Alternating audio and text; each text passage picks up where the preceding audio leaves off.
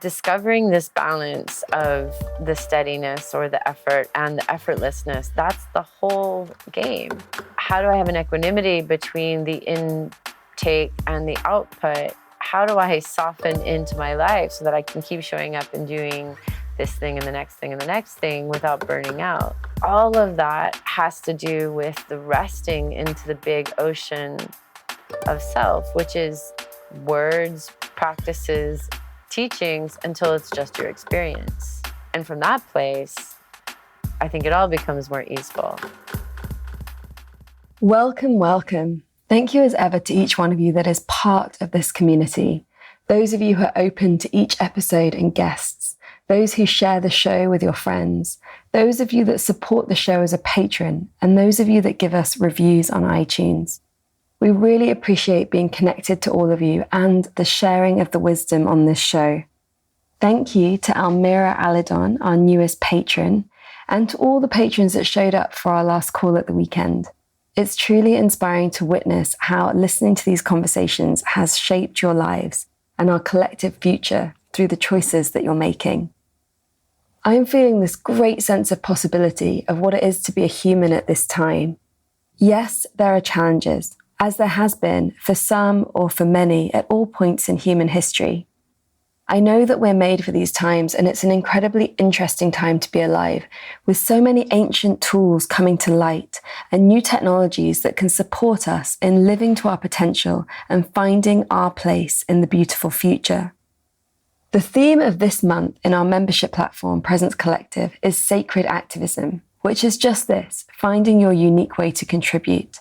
If you want to join, click on courses on our website, and to become a patron, visit our community page. I did some tests this past week with a scientist who had various programs that could read all kinds of data about my body and auric field. It was quite amazing to see on a screen the data, which showed the areas on all levels where there is some weakness or sensitivity, and it exactly matched what I'm inquiring with.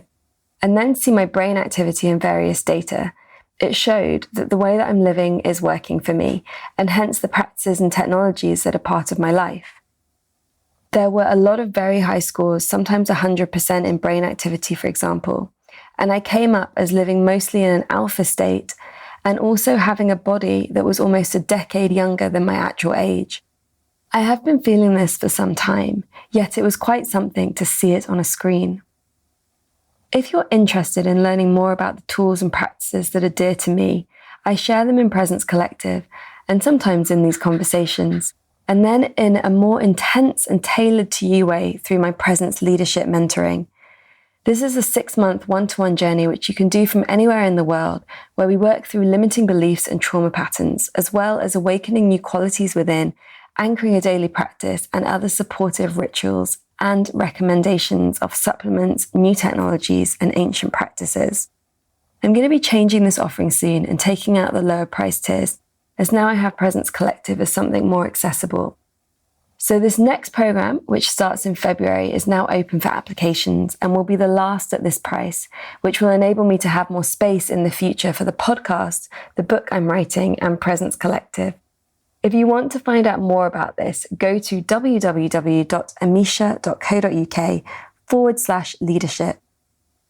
This month, as I was looking around for guests here in the jungles of Bali, it was mostly women who came to mind. And so I decided that I'd break the alternating rule and start this decade with a series of powerful female voices throughout this month.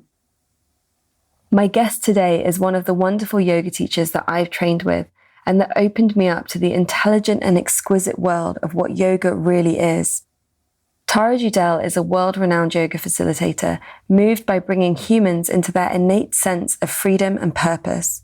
After 30 years experimenting in all forms of movement, Tara co-created the School of Embodied Flow in 2014 to bring her current passions into a modern movement of yoga. From a background in literature, film writing, directing, and dance, Tara brings students on a journey of discovery of their numinous self through laughter, meditation, embodiment, movement, and inquiry. I actually studied with Tara before she created the School of Embodied Flow, And I look forward to delving into these trainings at some point in the future. In this conversation, we look at how we can use these embodiment practices in order to better be present to the situations in the world right now, with regards to the Australian bushfires and the US-Iran situation, which of course are not the only things happening right now, but the ones that have a lot of media attention. We explore how to expand to hold these events which are close through images and media, but perhaps far away physically, with compassion, whilst also being able to live our lives fully where we find ourselves. And for me, this added layer of not being manipulated by what the media is showing us, so that we can really live our lives with a steadiness and a full reality understanding of what is going on in the world right now. We explore the question, how do we thrive in every layer of fabric of our consciousness? I hope that this episode inspires you and that you receive something that can bring you into a fuller state of embodiment and flow. Welcome to The Future is Beautiful, with me, your host, Amisha Gadiali. On this show, we explore the weave between politics, spirituality, creativity, and sustainability. It's time for us to move beyond silos and into an integrated way of being. Every one of us has ideas and personal experiences to share that can lead us to a brighter future. This is the revolution. Despite the challenges we face as a global community or the pressures that we meet in our daily lives, when we stop and dare to dream, to ask ourselves the big questions, and to share what we are already doing, we create the future that we wish to wake up for. That future is beautiful. Tara, it is an absolute delight to see you again and to welcome you to The Future is Beautiful. Thank you. It's so good to see you again. I remember in a training that I did with you, like now, many years ago, you saying something about having a moment where, and this is complete paraphrasing stroke how memory distorts, so this might not be what you said, but what I remember is you saying something about like realizing that you were kind of like this big, like heavy mind that was like kind of walking around like on a body, like, and as soon as you said it, I remember being like, oh, that's been my life, like until this point. I think that that's like such a powerful kind of visual of how much focus we give in our culture and society to the mind and the brain space and the thinking space. And then how powerful it can be when we open up to the entire body. Yeah, I probably since then, I believe that was 2014, I may have refined some of my definitions. I definitely still think that for most of my life, I was a brain dominant human walking around. And I didn't think that at the time, but I recognize that I grew up in a family of origin that's also brains floating on these meat suits that are called bodies and that need to be fed and exercised, and that's about it. I think too, at the time that I met you, that I started to find infinite portals to myself and what I would like to now call like body mind. I don't have one word for it. I just say it as fast as possible. Body mind. That to me, the mind is throughout the whole body, and the thinking mind, or we could say the brain dominant mind, needs to have its place in the orchestra of the whole body mind complex. And the bridge for me has been finding the felt sense of my own body and being able to listen to and tune into the different resonances, frequencies, flavors, communications that is consciousness manifested through the whole organism of us. What I've come to realize and perhaps articulate better since that time was that we all learn a primary language, and I've met people since where their primary language is touch, or their primary language is energy, or their primary language is light. I would say mine is verbal, or light and verbal thinking. Analytical mind was the family of origin's primary language, and learning to remember, as my colleague Scott Lyons says, the felt sense of the body, and to listen to its cues has been the biggest opening and expansion for me, that the thinking mind can't take you there. So part of the course has been how to bring the whole body mind online, and let the thinking mind actually receive its cues from the other parts of the symphony, whereas thinking mind is a great interpreter and translator and communicator, but it needs to have its rightful place in the rest of the system. Yeah, beautiful. Is that what you would define embodiment as? I recognize that embodiment has become such a really frequently used word in the parlance, and to me, what I mean by embodiment is the felt sense of our human existence, to learn to sink into and perceive the language, the textures, the frequencies, the cues, the knowing that comes from this whole filtration. I'm now calling this a filtration system of consciousness. The now aim for me is to become the best bidirectional filtration system. So not just receiving, but also outputting, recognizing that it all has to pass through here. I think that's something that people can understand really clearly in terms of eating well, like eating clean, organic, healthy food, and hopefully have healthy digestion. Right? That's an Ayurvedic concept. And I know Ayurveda goes all the way to that in terms of the whole body mind. And that's the kind of simplistic reasoning that I'm finally coming back to, that it's simple and it's everything. That where we gum up the intake output in our own neural net, in our own body mind complex, is the thing that we're looking to alchemize and transmute, so that as part of this organism of environment, others, ourselves, that we get increasingly clear to what's there. I went off of embodiment, but I mean, that is part of the embodiment to me, is that if I can feel the clarity and the well-being of my organs, my bones, my fluids, my tissues, I start to feel nature in its nature. And then that becomes a barometer for experiencing nature in its nature, regardless of the basket that we're looking into. So when I feel in harmonious communication, as we were speaking earlier, and it feels clear, I go, okay, that's nature and nature, that's nature and nature. When we look out, as we can now, across the rice fields and into the beginnings of the jungle, out to the river, there's so many things in this landscape that feels nature in its nature, that it's in harmony with itself. And in its harmony, it is being 100% the embodiment of what it is meant to be.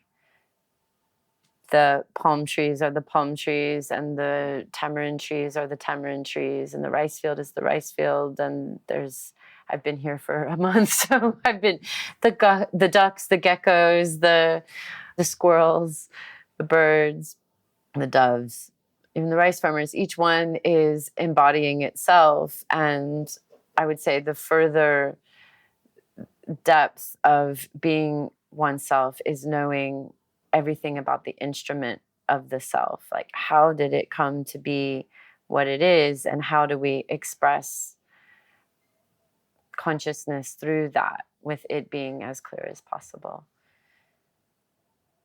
Beautiful. I love that expression, the instrument of the self. I feel like with 30 years of immersing myself in texts that were beautiful words, they're finally starting to clearly make sense to me. Like that the consciousness is the self, that this self is, we're like a teeny tiny hair on the arm of consciousness, this one that is so-called me and the one that is so-called you. As I can start to zoom out to see myself as a cell in a universal body, I can start to feel like, oh, I'm just meant to be a healthy cell, the best that I can, and get out of the way in this body of us. And that seems to be the gig. And like, I mean, this is something we talk about in embodied flow, that a healthy cell has both integrity and permeability. And of course, we teach what we want to know. So there's been so much examination through that lens of, am I holding my integrity? The particular vibration that is me, just as if you were an instrument, you're holding the vibration that is you. But then when we come together, we can harmonize, and not you become my note and I become your note, but we hold each other's notes, or we hold our own note and harmonize with the other, which I can imagine then on a macro scale, what that might feel like and look like. So I'm using one reason I love to teach here in Bali is the landscape becomes my teacher, and not just the visual landscape, but particularly the sound landscape, which is all of these frequencies etching themselves out of the fabric of isness. And so you start to have, we talk about this a lot in the morning meditations, that the frogs are the frogs and the insects are the insects and the birds are the birds, but each one is fully being its I amness in the field. And they don't have, I mean, a duck isn't trying to be anything else. I mean, the frogs are so unapologetically their frogness. Right. But they don't have to pay their bills and deal with Instagram and all of that stuff. I know. I'm so hoping if I come back around, it's as a duck or a frog. True. And that's part of the thicket of our navigation. You know, I'm trying to find my way into what is the harmonious, if this is what the organism of us is doing, having a landscape wherein there are these things we call Facebook and Instagram and all the things as they're manifesting, seemingly faster, seemingly more. How then can I navigate through that? And I keep visualizing it, you know, an obstacle course that it keeps getting more challenging. So you have, the choices are step out or step all the way in and lose yourself, or step in and become a ninja of navigating it. Not that I am, but I kind of have these jump in, jump out to see how can I play with it. And if it gets too overwhelming or too much, or it feels out of integrity, then I jump out to see. So for one of our friends listening that might be kind of new to all of this, yeah. What does that mean to jump in or to jump out? Yeah, that's a great question. We talk a lot in Embodied Flow about slipping into the slipstreams that are there. But the way I said it, there's several meanings.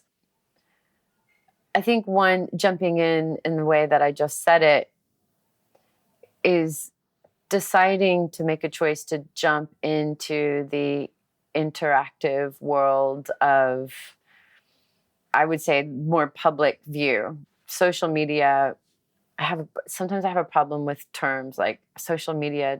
It doesn't sound right to me in my ears. But social media the world of business and, let's say, money and the necessary means to communicate ourself or project ourself outside of ourself. In this case, that's what I was talking about in terms of jumping into that world, which I've been playing with off and on for the last, however long there's been Facebook, so the last 12 or so years. And jumping out to me means not engaging with, not jumping out of life, but jumping into, let's say, more in-person, more self-study, more insular with myself experiences. And I'm quite comfortable with that type. Like, it's very easy to come to Bali, for example, to stay offline and to hang out in water, in rice fields, in nature, in books, and not really participate in what feels like a very quick, rapid stream of information and engagement in any way with other humans, whether in person or virtually. So stepping out to me means kind of stepping inside of myself and stepping out of a constancy of engagement, where I would say at times in my life, whether it's with other people in person or with other people virtually, that I could lose myself quite a bit, that I could feel that sense of not being with the sensation of my whole body, but moving back to that locus of the brain. I've seen myself go down whole wormholes of fantasy and drama and speculation and imagination. And I think when you go in and out of participating in that world, you can see the difference. Like, wow, I'm really invested in what this person's posting and where are they going and what is that? And it brings the brain into an input scenario that can sometimes not be matched by output. So when we talk about filtration system, one thing that I've noticed happens a lot in today's world is that we have so much input, so much sensing, so much intake, and not a lot of output. And by output, I don't just mean what you're putting out on your thumbs into the virtual world, but motorizing, translating the intake information into a reciprocal output. Like the integration of what you're receiving. And then you need to. So I heard somewhere, it was probably on a podcast, the amount of information that was written down from all languages of all countries since the beginning of recorded language until 2001, whatever you want to call, they had a name for that measurement. I can't remember what it is. So let's call it a meme thing. We encounter that every day. Right. From all of the countries since all of time, every day. And so how does our human system process that amount of information? Something that came to me from a mentor and teacher, Myra Avedon, was that our afferent nerves, the nerves that are taking in information, the efferent nerves, the ones that are motorizing, they want to be in a reciprocal balance between intake output. And what happens in PTSD is that there's a block between the intake and the output. And now I've started to see that on a frequent, ongoing basis with people in general, that we're so used to taking in information through our screens, watching things virtually, taking in so much input and information, not to mention the visual stimulus that we get simply from walking through a crowded city or riding a subway. And then where's the output? We know this historically. If we were in the wild and nomadic creatures, if we see a tiger, then we're running. So there's sensory intake and then the equal output. But now we have this world where stepping into it means that you're taking in so much information all the time. So how do you balance that in ways that allow the system to regulate and organize? Back to the idea of stepping in or stepping out, what I'm playing with is how do I step in enough that I'm current and also participating in the conversation? Because it's not that I don't really want to retreat or disappear. I'm not an ascetic, and that fantasy of retreating to the cave up the mountain it's not that time. It's not that time, as Sally Kempton, our teacher, has said, like, darling, we've done that.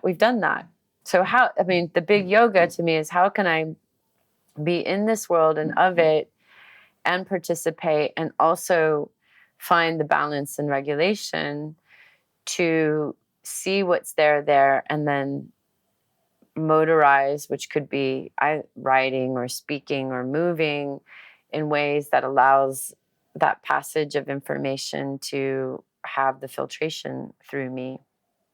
Beautiful. And keeping that integrity of the instrument of our own soul. Yeah. For me, one of the rules I set for myself once I decided that I would participate in Instagram in some way. At first it was just random. I'm like, what is this thing? Here's a picture of my thumb. What if I post it? And now it's such a sophisticated beast. The way I've said is, well, if I feel that I can put out something that's meaningful in some way, if I could use the platform to offer something that I feel that fills in integrity, then I would be interested to play in that realm, as many people are doing. But it was just that, like, how can I play in it, with it, like a lot of teachers that I admire beyond the world of social media. In a different example, like Eckhart Tolle manages to make relatable, simple teachings of awakening. So the question to me is always like, how do you use what's there and as a tool? And can I do that and not feel obligated or overwhelmed or that I've lost myself? And that's kind of the inquiry I have around it. I just want to acknowledge that when we were talking before we pressed record, it was so quiet. It was. Since we started recording, a human with a hammer has appeared, and we're just going to let that human be there as part of nature with a hammer. Yes, let's do that.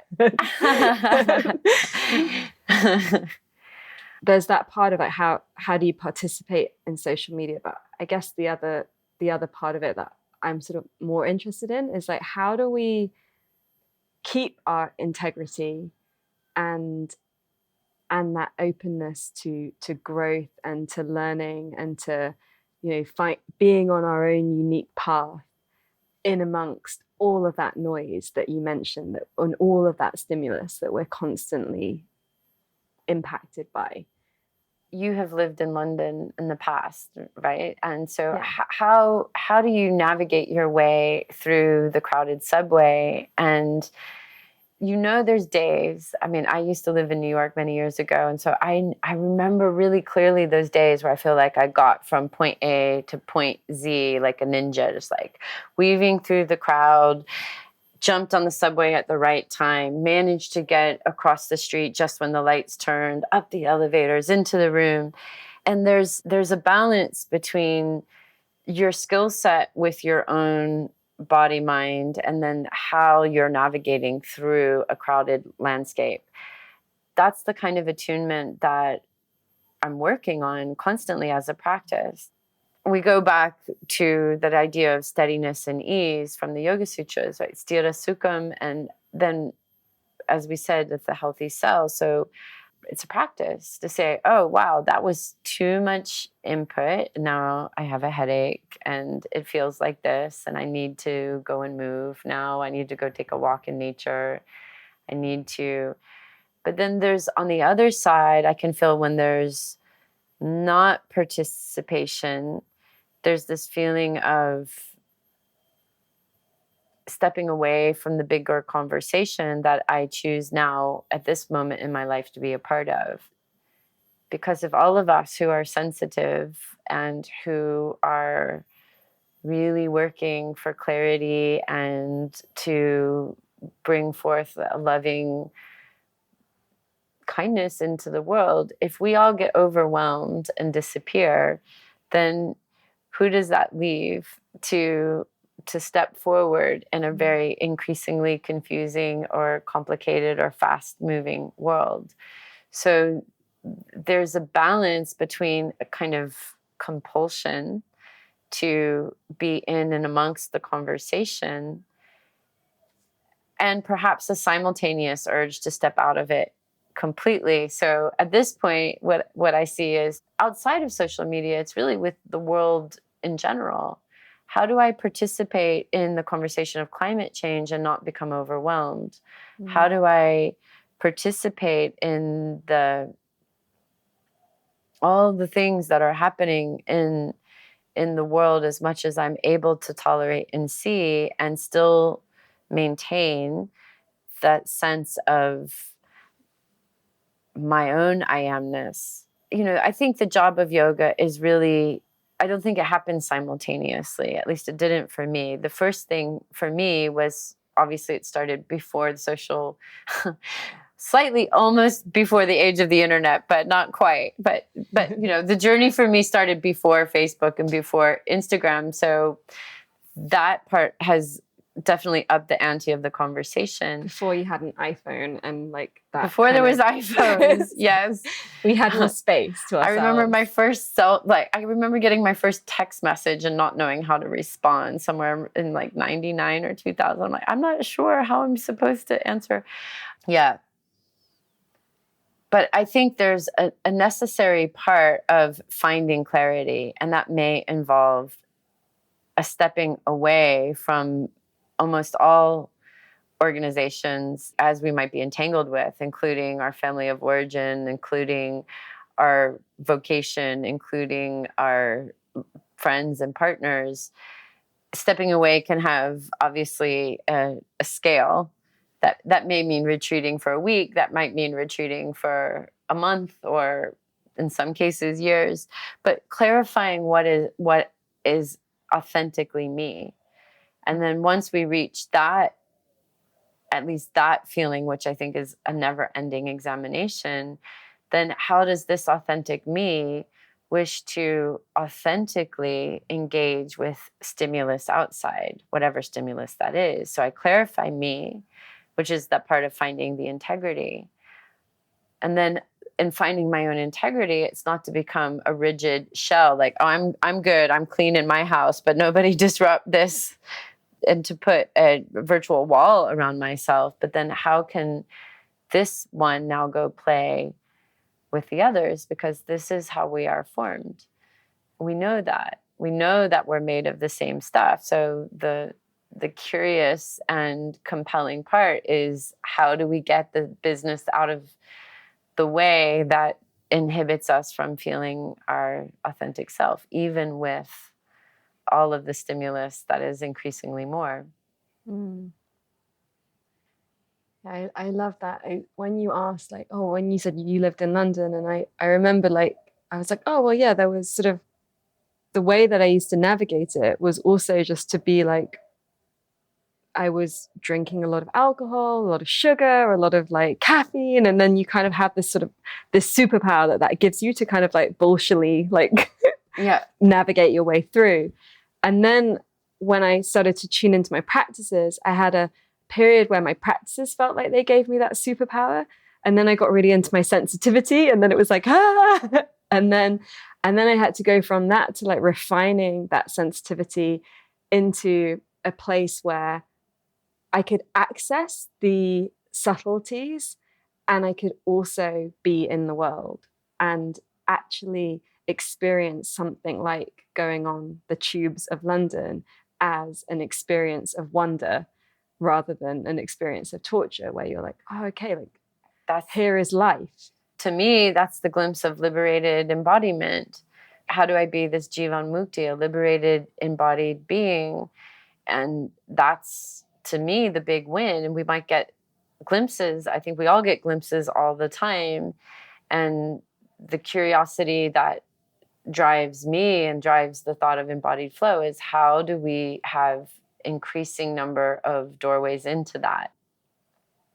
And how do we be with our sensitivity and discover how to use that as a compass and to have the agency to make our permeability less or more, right? In some circumstances, maybe all the windows are open when you're in an environment that feels permissive of that way of being so permeable. And in some places, I could still have my sensitivity, but maybe all the windows are not open.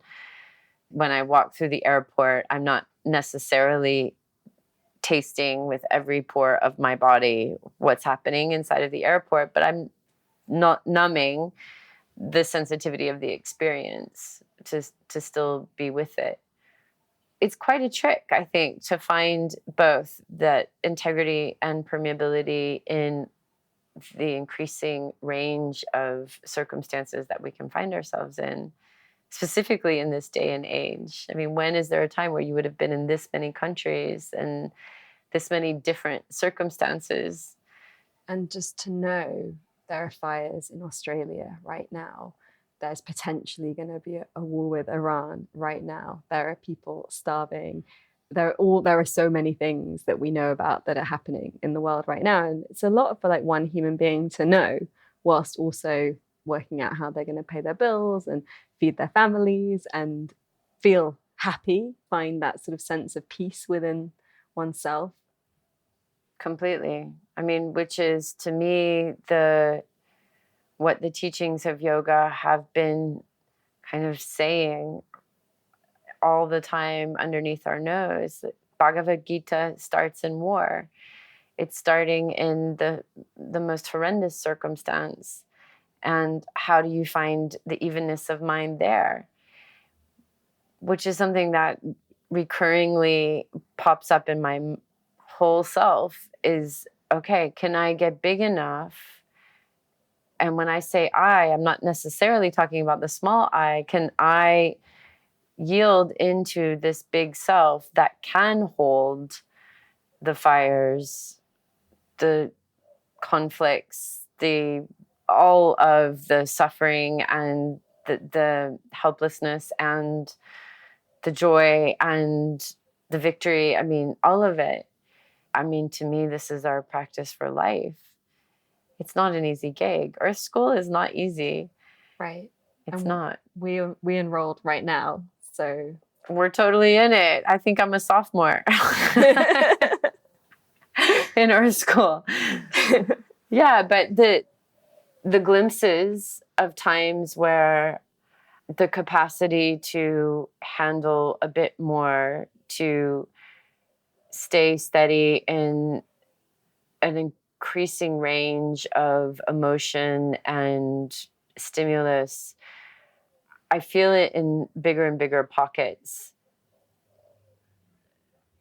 Perhaps it's easy to say that from a situation where I'm sitting remotely from both of the impending situations that you just mentioned, or both those that are happening currently. It's hard to measure sometimes until you're there in and amongst it. Like, I haven't been evacuated from my home in order to run from a fire. But we can practice in these small steps wherever we are. How can I also hold this and also let it move through without losing my resources, my personal agency? I'm not talking about money, but our capacity, which is, as a human being, our capacity is quite huge. As a collective species, our capacity is ginormous, which we can see, we can use to good end or to destructive end. And that's the question that's hanging in the balance at the moment. How do we collectively step up to meet the increased threshold that has been brought to the foreground in our current world? Yeah, and with that, I think there's this remembrance that humans are incredibly resourceful And I know that whenever I've been in like really difficult, like physical situations with accidents or disaster type environments, and I remember you sharing a story of you volunteering in one, and it's like you do know what to do. You pull the resources, right? And I think that there's this interesting space where being in the situation where you're watching and you are far away, and then so that's a space where the body mind can worry and feel like, because you're not actually there responding to a situation. Right. It's all kind of, it's something that you know is real and it's happening and you're seeing lots of images of it, and there's a sense that this isn't great for the future of humanity, right, and this you can't reach out and touch it. Yeah. And that's like a different kind of scenario. And then that's where we get all these kind of pourings, like on social media, for example, like, I don't know what to do. And like, and that's the thing I'm talking about in terms of the intake overload versus the output. So to go back to what you were saying, that was in 2006. The first time I came to Indonesia, my partner at the time and I were in the middle of a 7.4 earthquake. The center was in Yogyakarta. The airport had been destroyed, so the NGOs couldn't get in to deliver supplies. And so we were at a hotel that had, I mean, not huge supplies, but at least some first aid kits. And so we ended up being first responders to several villages. And that was the circumstance where we found ourselves administering to broken arms and wounds and this for hours in a state where what I would say is that the energy of something bigger than us came through and we were able to action it because we had some amount of resourcefulness from our practices, from our yoga, from our being with it. Whereas there were some people who were with us in that first response that didn't have the capacity. They were overwhelmed and melting down, and you could kind of see, in hindsight, you could kind of see the difference of, okay, if I'm able to resource me and let the energy that wants to come through, it's intelligent and it knows what to do. It knows what to do. And this, I mean, if this was an isolated incident, but it's written about all over the place, these moments where we know where we move in the Tantra, right? Past the Conchikas, where we move past the coverings and we're able to know things beyond our limited, small thinking brain. So that was definitely a tangible circumstance of where the actioning and the receiving felt like they had a balance point. So even while it was tragic, it also was able to convert through action. And I think that's one of the challenging things today. Like we have to find the avenues of action when there's remote circumstances happening that we end up digesting, but we don't necessarily have the output mechanism, or it's not obvious. And we also don't know what the subtle output mechanism is of millions of people around the world digesting a situation. Absolutely true. How does that impact the collective consciousness? Which also makes it a really amazing time to be alive, that is something that we're all taking part in. Our collective filtration system has imbibed more information than ever in our history. So what is it going to do to our collective organism? That's a wild ride. Who knows? But that's also part of when we talk about stepping in, is like, well, this is what the conversation is doing. So how do we be a part of that fabric?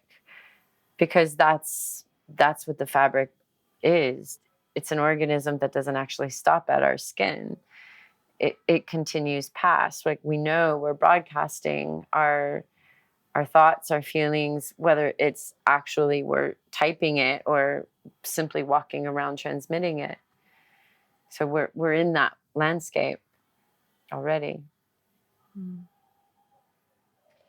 Can you share how embodied flow developed and how it's different to what people might have come across as yoga before? Sure. I had been teaching yoga basically since 2001. Primarily was teaching Anusara yoga, which is hatha yoga that's based in tantric philosophy. As a brain walking on top of a body, I was very compelled by the philosophy. I was very compelled by the asana, but I was particularly interested in how the tantric philosophy weaves itself through classes and through then our expanding experience of meditation and of becoming human. And I would say that kind of sat in an intellectual atmosphere until I met the world of body mind centering, which was first introduced to me by a student who became my teacher. But body mind centering is created by Bonnie Bainbridge Cohen. And to simplify that premise is that anything that is me, anything that is my body or has ever been my body, down to the first cell of me, I can feel, I can sense, meaning I can look for it, I can feel it, and from feeling it, I can have agency over it. I can act from that place. And based on early experiences of embodying and having and coming into the felt sense of my organs and my bones and I what I had thought was my yoga practice before, in hindsight, was two-dimensional, and the felt sense of my body and the living essence of my body made it three, if not four-dimensional. And that to me was the missing bridge, that this feeling into the experience of me beyond nadis and chakras, but really down to the very tissues themselves on a microcosmic level. It changed everything I knew about being human, because the language of the body is the music of the universe. It stopped becoming a concept and became the felt sense of my walking around experience. That was around 2008. And so I became obsessed with exploring how to embody these different aspects of the body and then pour that into the asanas as glyphs or as little a vocabulary that collectively in the arena of yoga I was speaking. And then in 2013, I met Scott Lyons, who had, in addition to body mind centering, had a background in psychology and in dance and theater, and now has added osteopathy.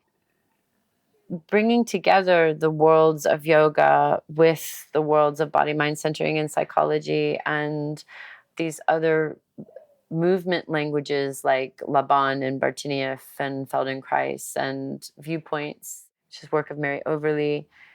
Suddenly the how I was offering yoga started to widen a lot. So not to throw out asana, but how do we move into asana from our skin or from the skeletal system or from the marrow or from anything that is us, as a way of getting to know the flavors and tastes of ourselves, perhaps in the familiar, and then eventually starting to disrupt the familiar into things that might be less familiar, like free movement, and finding the continuity in those things. The thing that I was always looking for in yoga is to become a free embodied being, a liberated embodied being. And what I found was that the asana, as I had been teaching it, which had a rigor and almost an exactitude in terms of bringing people into alignment, did not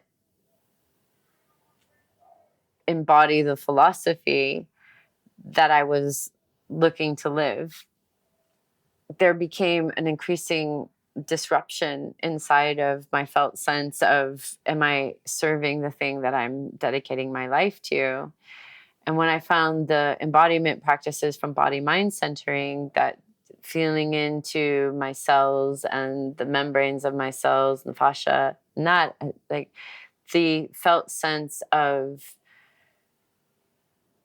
the concepts of spanda, of like pulsation, vibration, of textures and flavors, the felt sense of the chakras, of the where the kundalini, all the descriptions that were in the text started to jump out of my own experience. And that was the compulsion that brings this assemblage of teachings that we're calling embodied flow together. And inside of embodied flow, the things that we're really clearly looking for is what gives us more agency. So more choice, more possibilities to access our whole self in each moment. Resilience, how do we keep going? How do we do it again? How do we do it again? How do we do it again? How do we use this body mind as an instrument to be part of this conversation? How do we get more adaptable in a range? So not just resiliency, but adaptability, as we obviously are having to continuously adapt. And then flow. Like, how do we continuously stay with this presence in each moment in this increasing variety of circumstances? That's the kind of bundle of curiosities that we're holding, and then trying to find what are different ways that we bring ourselves into that space, into those choices. Beautiful. Where in that is this like relationship between effort and surrender? Because I think it's really common with all kinds of practices and spiritual practices that the journey starts as a quest for liberation, and then the tools can become like the cage that stops the liberation. Yeah. And of course, sadhana and the showing up and the practice is such an important part of it. But then it's also like to not get so obsessed with it that you can't function without it, and to, be able to respond to whatever comes rather than like using your practice to control reality. And yeah, there's a lot there in what comes up for so many people on the path. And I know for me, I've gone through so many stages with it, and then realized like, oh, this is getting a bit too tight, and it's time to like let this go and like open up a different pathway. So we talk about this premise called yielding, which is coming from body mind centering, which is borrowing it from Aikido. And yielding is that idea of integrity and permeability. And it's often defined as a balance between propping, which is efforting too much, like not using gravity as a partner. So you could imagine a basketball player that needs to jump up without going down, right? Without moving into the earth, into the gravitational pull. He's not going up. Versus collapsing, which is doing nothing. And in between that, there's a sweet spot that is that sthira sukham, that is that steadiness and ease. We talk about it from the level of the microcosm to the macrocosm. So if I practice that inside of an asana, or inside of a meditation, or inside of a conversation, finding how do I be present with me and also let the ebb and flow of what is, and it's not just a lot, it's not simply surrendering, it's yielding really is, in Aikido, it's taking your opponent's incoming energy and redirecting it through you. So it's taking what is in, taking what comes in as stimulus, and then discovering what is the path that redirects the energy for the most energy. And that's the practice. this is now how I approach all practices. So if it is, and I recognize that may not be the method for all people. Some people really respond to a rigor of continuity and practice, and they like a container that is very, maybe perhaps even extreme, in order to, and that balances them to have a very intense rigor. And we could also say there's times when, in this language, propping or working, putting in a little more effort might get you from nothing to something. But I think in the big picture, discovering this balance of the steadiness or the effort and the effortlessness, that's the Wu Wei, right? That's the whole game. How do I do this sustainably? How do I have an equanimity between my in-breath and my out-breath? How do I have an equanimity between the intake and the output? How do I soften into my life so that I can keep showing up and doing this thing and the next thing and the next thing without burning out? And I think all of that has to do with the resting into the big ocean of self, which is words, practices, teachings, until it's just your experience. And from that place, I think it all becomes more easeful, which is the big yoga, right? And no Instagram post can show you that, because as soon as there's somebody taking a picture of it, it's already not that. Right. Yeah. Yeah. I mean, as like people that post things on Instagram, like they're staged moments. They're not whilst you're deep in the practice, because you couldn't. But you can, I think, out from that place, I've definitely had moments of a spontaneous revelation that I will try to discover a way to put out there, because it came out of that pure moment.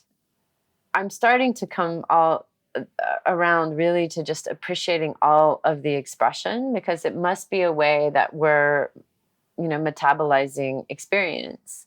And I think there's a way that you can do all of that without getting absolutely overtaken by it. And the mark of such a one is joy-filled wonder. That sutra from the Shiva Sutras, that the awake one starts to regard all of this with joy-filled wonder. And these kinds of sutras feel extreme until I think you have a continuous period of time married into that field of bigger energy. And then the parade that is our life does become kind of a curious spectacle. To be observing it and in it, I think is the trick, so that you're not a spectator of it. You're in it. You're swimming in and among it, and you are participating in it both. That's the one I'm interested in. But in terms of the steadiness and ease, I think it's learning the sweet spot of holding.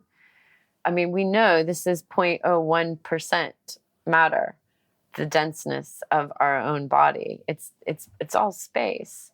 So within the transmission of space, how do I let it move through and still keep that 0.01%? That is absolutely uniquely the only way I have to experience this experience, as far as I know, in this body. I don't think it's so simple as this many practices, this long or this hard. For some people, they may have to go through a period of extreme intensity in order to find that period of balance. But I do think the end game is one that has encoded within it already a balance, because it doesn't take it. Once you get to a certain point of knowing, I don't think it takes so much effort. It's like a musician that knows how to play the music after having played the scales for so many years. Yeah. Yeah, beautiful. And then the art is being able to listen to the cells and the tissue of your own body to know what you need when. which is why you have to cut through all of the thought sphere that is potentially clouding the listening. Mind is mantra, chitta mantraha, that this mind it has many aspects, but we tend to get caught up in the veil of the thought sphere, which has constructed a self based on our family of origin, our culture of origin, and our interpretation at certain times in our life. Anybody can understand that, but the application of that into who they are now is the trick. So that we say, you know what, that 6-year-old strategy that I came up with to throw a tantrum when I didn't get my way, it doesn't serve. That's an obvious one, but then there's all these other impressions that have insinuated themselves, and where they've insinuated ourselves is also in our body. So when we start to embody, we may find places that are in shadow that we didn't know about, that we didn't go there. But when we start to inhabit, we might find that there's a lot of resource there that we didn't know. Like, I didn't know that I could rely on the back of my lungs to support my leaning into my own self, or inhabiting myself in a place that feels very safe and actually feels really me. What if I widen that into more of my body? And then when I'm entering into a room of strangers, and maybe typically I have the thought they're all going to judge me, like if I go back into my benevolent tissue of my lungs, I can go, okay, it's good. The consciousness moving through me as me, until it's not a practice. It just becomes the experience. Beautiful. And we can rewrite the stories that we've created about our past, and about, like, we can look at an old relationship, for example, and a former self created it. This was bad because this was, and then you can look at it again and go, oh, that was beautiful. Like, I learned this, and this. Like, oh, I never noticed that actually this person was doing this, and I missed it because I was focusing on that. And then we're able to see that there's constantly more going on than we pay attention to, and that we can keep increasing that awareness and allowing. There's so much going on, especially when you bring two people into this dance together. Because the question eventually is, what does this you want? And when that's not clear, we might think it's clear, but when it's not clear, it starts to go in pursuit of things, but it doesn't really know what it's in pursuit of. Right? It's like an animal sniffing around the kitchen, and then they're like, what's this? What's that? What's this? And we know that we can start to act and make decisions out of the unconscious desires that are there. So when we start to get clear about, well, what is this? What is this that is me? And that might take some time, because we become so entangled in constructs that we made at other points in time. And then most people I see, we've set about substantiating the beliefs that we already had. So if the belief that's following us around is, I'm not good enough, then we gather evidence for that. We're all really good lawyers, being like, yeah, see, this one said this to me, and this one did this, and it's all because I'm not really good enough. And then we build that case so far up, by the time it comes to meeting ourselves, like, we're not quite sure. Wait, you mean there's a one that's behind that, that's actually amazing and resplendent and has enormous potential? Yeah, well, you may not trust it in the first day. So then we have to give as much space to that one, so that it can literally remyelinate new neural pathways in our brain. And often there were also circumstances or people or things coming over that were validating that they get missed. Well, yeah, we tend to find what is familiar. So we start radiating out a frequency, and the people that we'll stick to are the ones that we feel comfortable with. As you said, if somebody comes in that has maybe a light or something that maybe part of us, like the most authentic part of ourselves, really, really wants, but we may not be ready to receive that yet. I mean, something, whether I read it or picked it up or made it up, I don't know anymore, but that I really believe it's all conspiring for our awakening.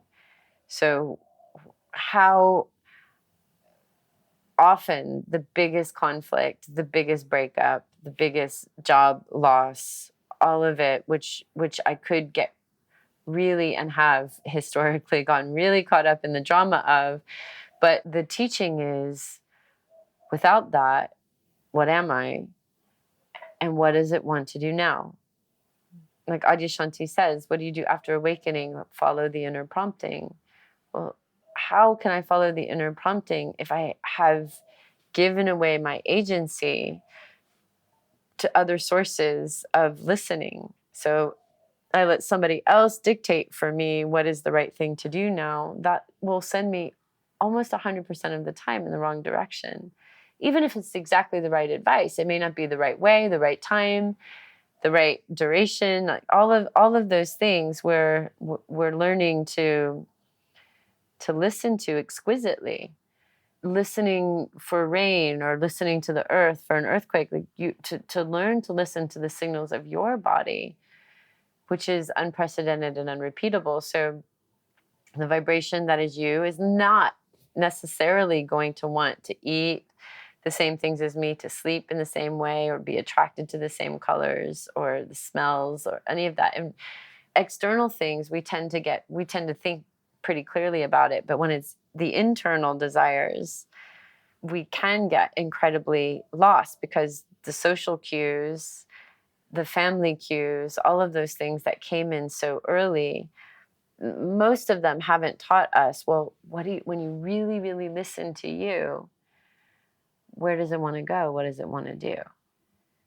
And because that's happened so young for most of us, it takes some time to go back and to listen and reclaim what its deepest desire. And we use this word desire. It's coming from the Sanskrit word icha, which is that first scintillating energy that somehow extracted itself out of the unified field in order to become you. It's compelling. Like it's so improbable that we should be here. So something clearly decided to continuously become me. And on a biological level, we know that's going all the way back to the Big Bang. Somehow these particles have decided to keep coming and coming and coming and coming in the earth realm as me. And that seems to be a really weird and rare event. Like, how did I become? How did it make this crazy thing? Yeah. I'm just remembering how much I enjoy being in your company. Oh, thank you. It's been a while since I've got to sit and listen to you for this amount of time. And I'm very chatty today. I've been up so early, so it's uncensored, unfiltered, raw. That's how we love it. The future is beautiful. That's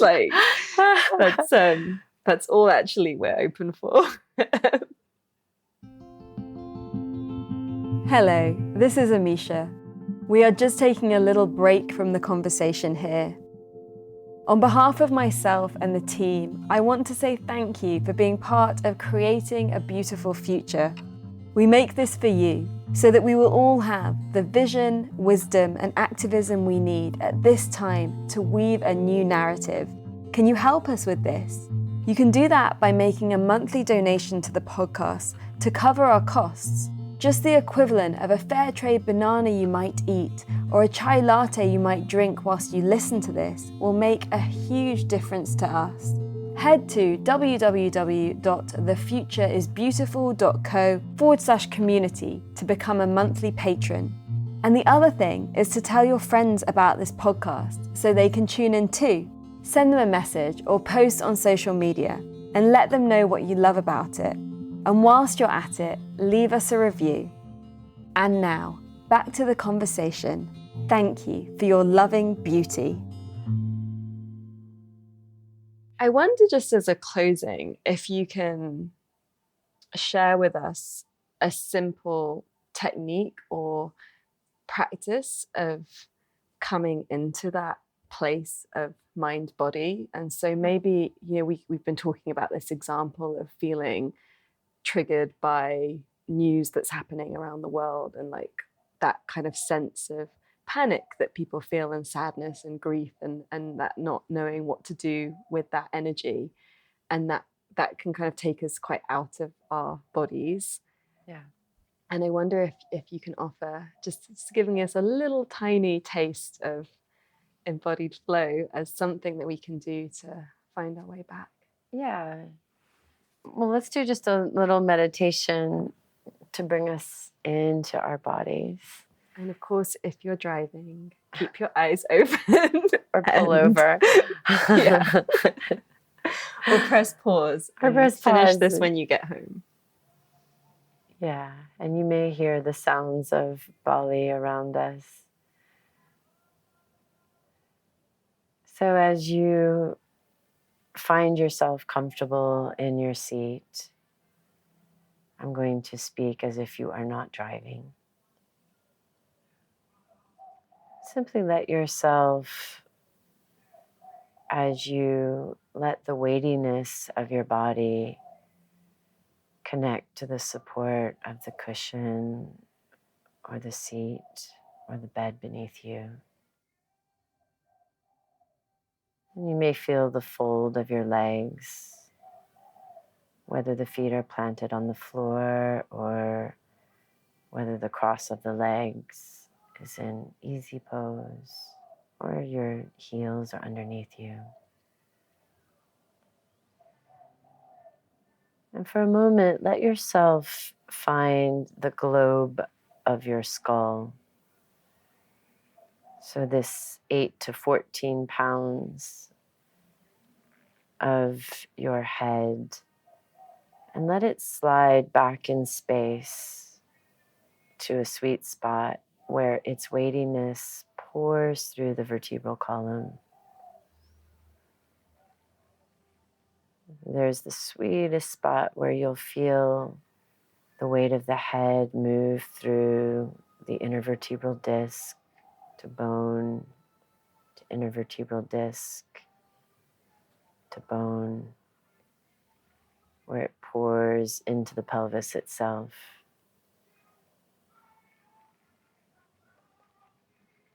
And then let the brain itself, the organ of the brain, which you can let even behind your closed eyes, can let the brain liquefy as if it were like a lava lamp. And the brain can pour down through the brain stem to the spinal cord like a hot liquid that melts from the cranium, the saddle where the brain sits, through the doorway of the spinal cord itself.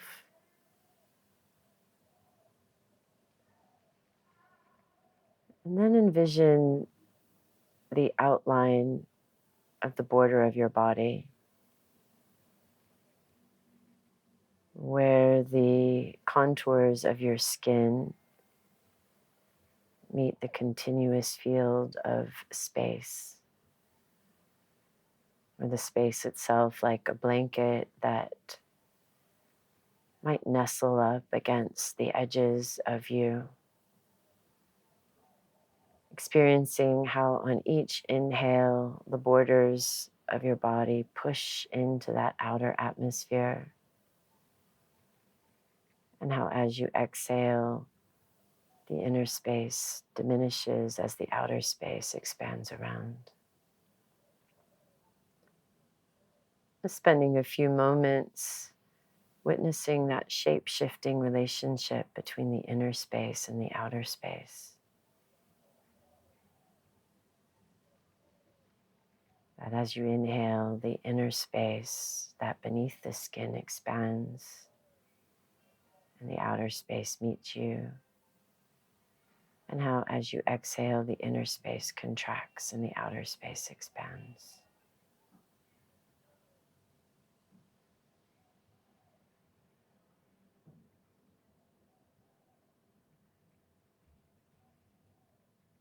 Now visualize that you could breathe through every pore of your skin,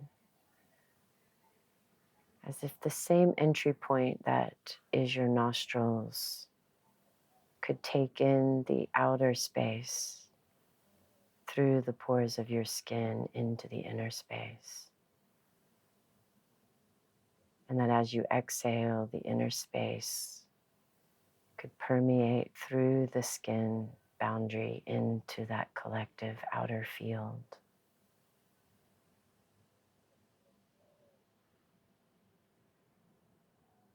So the border of you, as you breathe, takes in the space outside. And as you exhale, the inner space pours through the seam of consciousness that is your edge.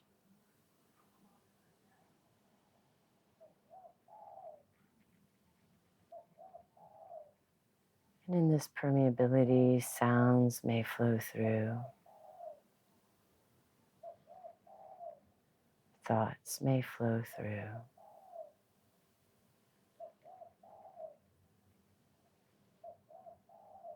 But there's a seamlessness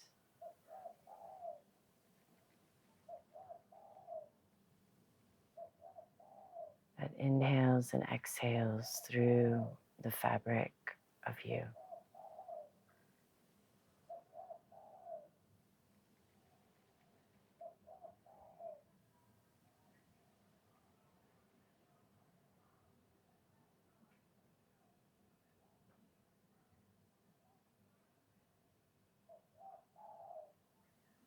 And notice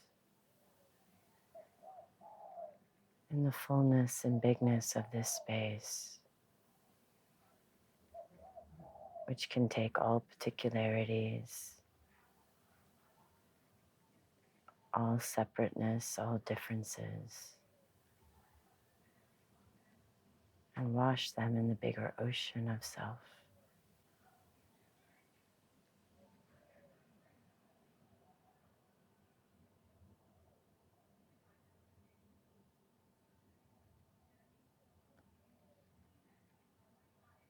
And you can stay here as long as you like.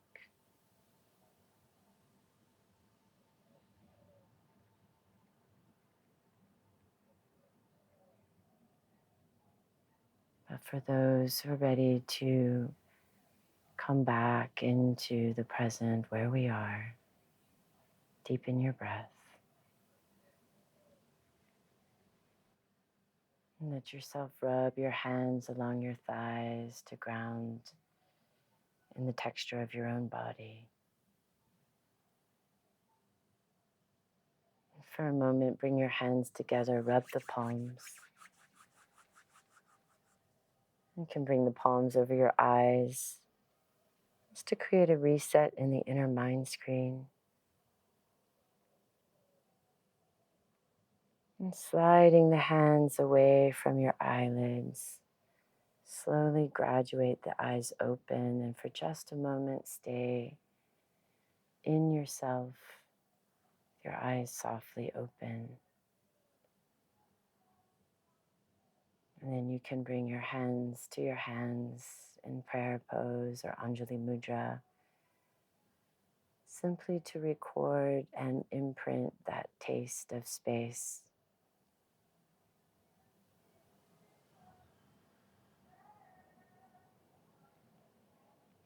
And when you're ready, you can release your hands.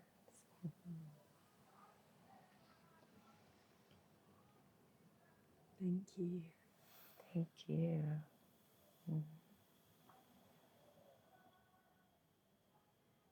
I'm not sure if I was completely ready to come back. I know, we could stay there for some time. I loved the experience of feeling my brain melt like lava. We could do just that. So one thing that we've been working with, and especially a lot in terms of balancing the nervous system, starting with the central nervous system. And I actually have a class of this that I just recorded on Yoga Glow, that where you start with your head on I think they call them Pilates balls, but I know them as a Gertie ball, like a, like an The big inflatable ones? not the huge small inflatable ones, but like a medium size, like 8-inch inflatable ball, and take out some of the air so it's half filled, and simply rolling your head left to right as if liquefying the brain, and then following that liquefying down the brain stem, down the spinal cord. And then I've created really big movement, either yin type classes, or which is the one on Yoga Glow, but also big movement practices that start with that letting the brain liquefy and then following that liquid essence through the whole body. Because I think a lot of us can grip in the brain, and then that starts a hardening in the eyes, that starts the frontal lobes of the brain dominating and losing that sense of the brain as an organ that has weightiness and a tail. Bonnie Bainbridge calls it like a tadpole. So you can move with that sense of the brain and the brain stem and spinal cord being a tadpole floating inside of this skeletal system. I love taking different maps and flipping the concept of how we hold ourselves to be, and then seeing how that impacts movement and perception. As soon as you said, like, feel the liquid through your body, I can feel it in my right little toe, and I can feel it like moving through. It's such a delicious feeling. You just tapped into the cerebral spinal fluid. That's what you just tapped into. So it can be through that way, or it can be through within that several different systems would be activated, depending on what we have an affinity for. Thank you. Thank you so much, Amisha. What a joy. And we're going to post links to everything and everyone that you've mentioned. Great. But how do you want people to find you? They can find me through embodiedflow.com, is where the Embodied Flow experiences live, and the School of Embodied Flow that has 200 and 300 hour trainings and immersions. And I also have my personal website, tarajudelle.com, that will have increasingly, I'll be offering retreats and workshops and different offerings. So both of those, whether it's my individual events or the School of Embodied Flow, those are the best ways to find me. And also to add that the trainings don't have to be for people that are practitioners or want to teach, or it's more and more come and learn. Exactly. We're just looking into the research of being human, and it does qualify as a yoga training, but I think more than anything, it's a becoming human experience. I mean, the 300 hours called Body, Mind, and Expression, those 3 modules, which is a lot of that filtration system of our humanity. How do we bring the body online? How do we clarify the mind space? And how do we express from that? So that's going to be pretty much in all the events one way or another. And also, just to add for our friends listening, that you are all over the world. Mostly simultaneously everywhere, just like particle parts. I'm very quantum. I have a tour. I mean, I'm mostly touring between Europe and Australasia and the US. But it's been pretty much 10 years of on the road. Actually, this is something that I've always wanted to ask you, so I'll take this moment. How do you sustain your energy and manage yourself with so much travel and time zones and living out of a bag, and because you show up somewhere and then the next day you're hosting like a big workshop, and so you need to like be on it. It's the big practice of everything that we've been talking about. Like, I really am learning to yield into each moment, into, I use airport as an example a lot because I'm in airports so much, as you are, to yield through security, to yield into the next moment, to yield into the next moment, even to go with the jet lag if it's there. Instead of fighting what is there, that I can recognize, okay, in this moment, there is tiredness and it passes. In this moment, but the reason I led you into that idea of moving into the bigger space is that is the main practice. That wherever my constrictions or my tightnesses are in my body mind, that is just energy that is looking for a release. So how do I find the way to tap into that energy and let it move through me, which could be in rest or in movement, but it's this constant improvisation of going with and go with and go with and go with. And the two things that gum that up are expectation, right? Projecting something there that's not there.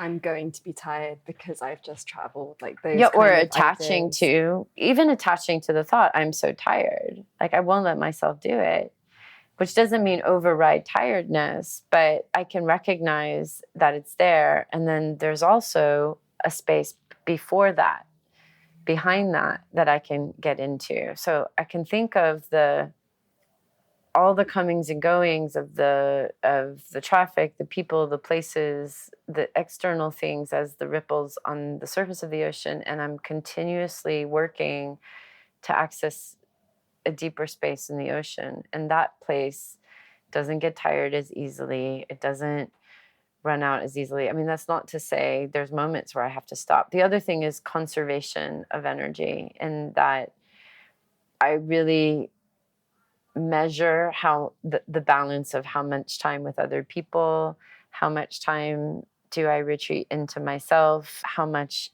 to balance the in front of people on screen time and self-care time, but still recognizing all of it can be nurturing if it's how I approach it. Yeah. Beautiful. Thank you. Thank you so much. Thank you for spending your precious time with us. As always, you can find links to everything we mentioned in this episode, download our book, and discover so much more over on the blog. We don't believe in selling you things you don't need through this podcast, and so it's made possible with you, our community. If you loved this and would like to fund our show with a monthly donation or join our online group to connect with other listeners, please visit www.thefutureisbeautiful.co and click on Community and Support. Please also share with friends, hit subscribe, and leave us a review so we can grow. Those gold stars really help others find us, so these ideas can spread. Here is to us, creating a beautiful future together. The Future is Beautiful is made by an all-female team working voluntarily or on reduced rates until our listener support grows. If you have been moved by anything you heard here, please donate the equivalent of buying us a drink. All donations make a huge difference to us and will allow us to keep doing this and remain advertising free. Until next time, I leave you with this question. How will you create beauty in the world?